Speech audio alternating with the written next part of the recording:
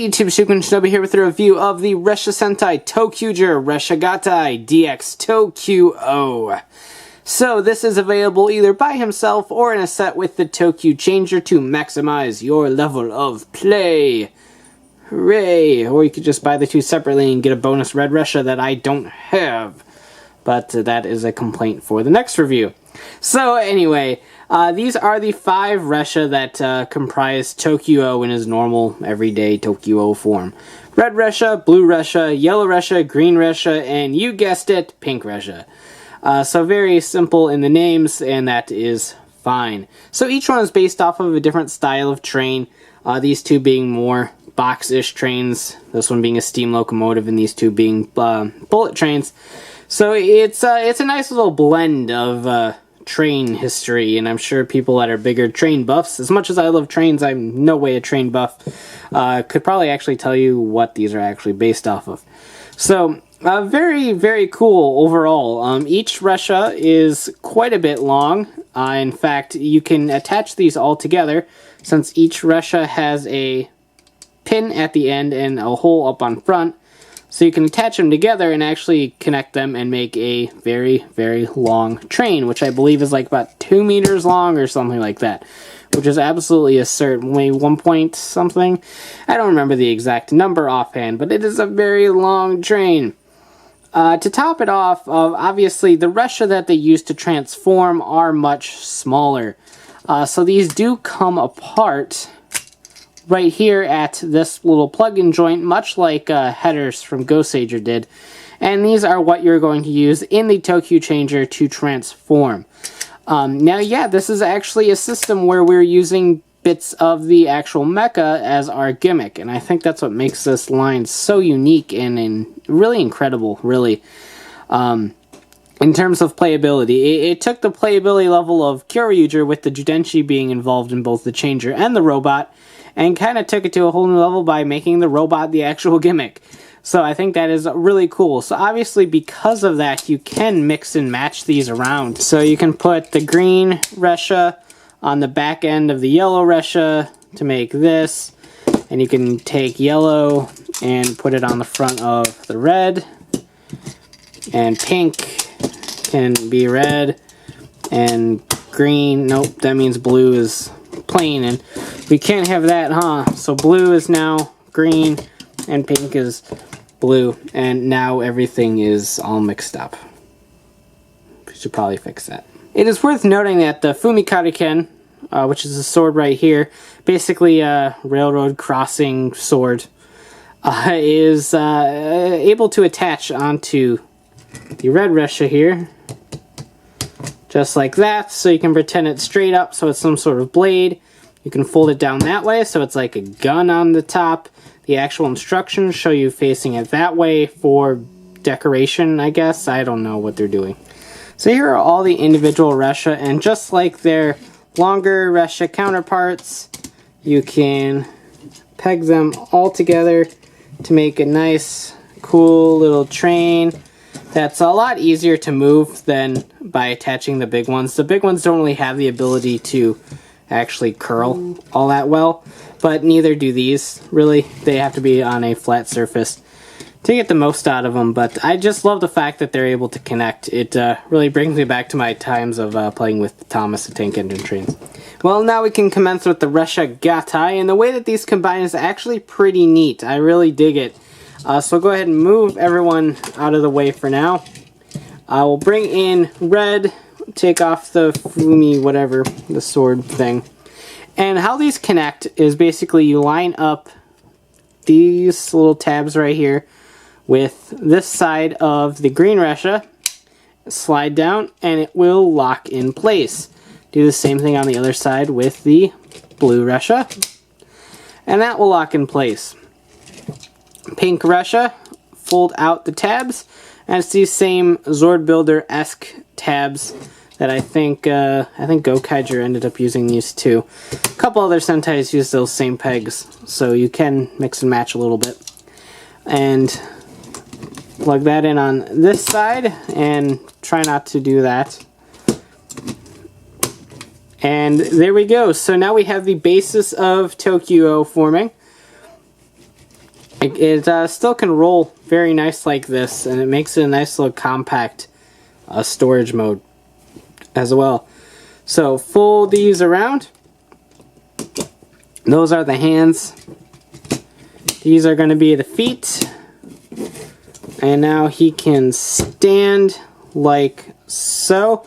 He is very wobbly like this though. Alright, so this is going to fold down and flip around. Same with blue. We are getting there. This front flap will come up and resemble a wing and plug in right there as you fold it up. And then finally this will fold back. It does not click anywhere in place, but the head will flip around and peg in right up here to secure that. Flip out his head and you have ToQ-Oh. Bam. Now, as against the design as I was at the very beginning, having it in hand improves it a lot. I really like it. One of the main problems with the toy catalog is you're basically looking at it kind of like this in a weird slant, and it made it look very blocky. Now it is blocky. There's no way around that. It is very blocky. His chest is a square. But it looks a lot more appealing in person, I think. The color is very vibrant. It is very in your face. But ToQger's entire thing is like color. It's just color changing in the lines, imagination and color everywhere. Everyone's so color. And so it makes sense to me that the robot would carry on with those themes of color and expression. Just like ToQger had the whole dance themes going on. It played the samba music and everyone was dancing all the time. And it was represented in the mecha that played music. So it kind of carries along with the same sort of theme. And it's a very streamlined mecha. It's not that bulky. It's got a little bit of a backpack and a little bit of a gut. That's really about it. The rest is very much streamlined. Very much less color in the back, too. You still have blue and green through here, and a little bit of red, but a lot of black from the sides here. And if you look at it from an angle, it breaks up a lot of the color, because the sides of the trains are all gray. So it does break up a lot of the color if you look at it from an angle. Now the Fumikariken will plug right in here on yellow or pink's hand, and you can turn it so you can get a little bit of a pose. Not really a huge pose, but a little bit of a pose, thanks to the way that this rotates. It doesn't lock in place, so you kind of have to watch it, but you can do that as well. And now it does transform from the sword to a blaster by folding down. It's a very simple transformation, but it certainly works. So you can turn it into the gun as well, especially when you have the scope Ressha attached, because then you can target and stuff. But we'll take a look at that later. But overall, very cool. Now, these do pop out. Like we said before, the main theme of this is mixing Reshas and attaching other Reshas, like the shield Ressha that is available in the buckle. Can attach right on this arm and give him a shield. The scope will attach on this arm and give it a scope to use as a kind of a lock-on device for the cannon. We also have a couple other ones on the way too that all do various different things. We have the car carrier and tank Reshas, which give him different arms and different abilities. So mix and match Reshas are basically the thing. And I like how the main portion of ToQ-Oh doesn't change. You still have the same base body, but the feet can change, the arms can change, and the main body can change. We see that in the newest toy catalogs. So, very cool. I just really like it, and it does a lot for my tastes in mecha, I think. It's just really fun. So overall, I actually really like this. I was not expecting to like it this much, and the gimmick itself is just really fun. I can't wait to have a big supply of Reshas and see what we can make in terms of combinations, and it really appeals to me. I love the color. It just looks interesting, I think, and a lot of people are going to hate it, and I understand that. I don't. I really like it, and I can't help that. In terms of functionality, it is really fun to line these up and see how long the train's going to get by the time our show's over with. It could span the entire length of my house, knowing the length of these things. So that would be kind of interesting to see. But I love the fact that they can connect and you can wheel them around. The individual smaller Reshas can connect. You can wheel those around. It adds a lot, and I really dig the way that they're presenting this line, and it really does work. The combination's fun, intuitive, new, and I like that as well. Transforming this is actually some of the most fun I've had transforming Sentai Mech recently. It's very simple, but ingenuitive, and I really dig that. It works. In terms of flaws, obviously, the design can be a flaw to some people, and I understand that. It works for me, but it's not going to work for everyone. Basically, the only other thing I would have liked to see is a joint right here, in like the arm Reshas, just because we have that slight turn in the knees. For ToQ-Oh, I would have liked to see a little bit of a bump right here to give him a little bit of an elbow. But it's a Sentai robot. You're not going to get articulation with these. You never really do. Another really basic flaw is the price. I mean, you're looking at 7,200 yen on average for a robot that doesn't really have any electronics. And it is very small. It's about the size of Go Buster Ace, give or take. So you're not really getting a whole lot for your money like you were for Kyoryugen.